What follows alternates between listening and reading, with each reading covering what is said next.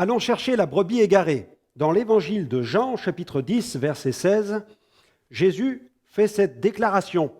Il dit « J'ai encore d'autres brebis qui ne sont pas de cette bergerie.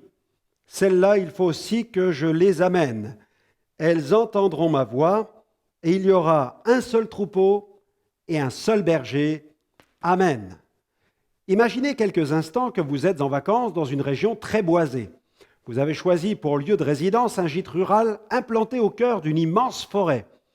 Au cours d'un après-midi ensoleillé, vos enfants quittent le gîte et partent à l'aventure au cœur même de la forêt. Insouciants, ils s'amusent, courent à en perdre haleine. Malheureusement, ils finissent par se perdre. En fin d'après-midi, ils ne sont toujours pas rentrés. Alors vous vous inquiétez, ils sont certainement allés trop loin. Mais que font-ils? Et la nuit commence à tomber. Que faites-vous? Vous décidez de partir en forêt à la recherche de vos enfants, accompagné du propriétaire du gîte, muni de lampes de torche. Cet homme connaît bien l'endroit, et avec lui, vous ne risquerez pas de vous perdre. Après une bonne demi-heure de marche, dans la nuit tombante, finalement, vous retrouvez 2 de vos enfants, mais il vous manque le 3e.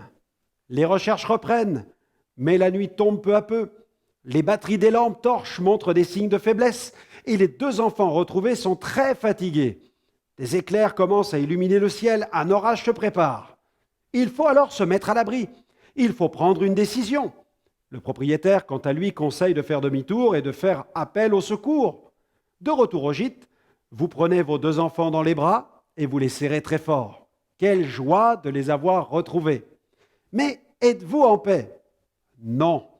Tout simplement parce qu'il vous manque un enfant et vous ne serez jamais pleinement en paix qu'à partir du moment où il sera retrouvé et que vous l'aurez lui aussi pris dans vos bras. Pouvons-nous nous suffire d'une âme retrouvée, de 2 âmes, voire même de 10 000 âmes, quand on sait qu'elles sont encore des milliers à demeurer à l'extérieur de l'Église, dans les ténèbres de la nuit? Tenons-nous loin de la suffisance. N'oublions jamais que l'Église est le corps de Christ et que c'est lui qui ajoute à l'Église ceux qui sont sauvés. Le salut des âmes, c'est le fardeau de Dieu.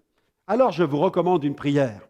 Seigneur, je désire que tous mes enfants t'appartiennent et je reconnais que c'est toi qui les attires, qui les appelles. Mais je veux te prier pour chacun d'eux afin qu'ils se laissent toucher par ton amour.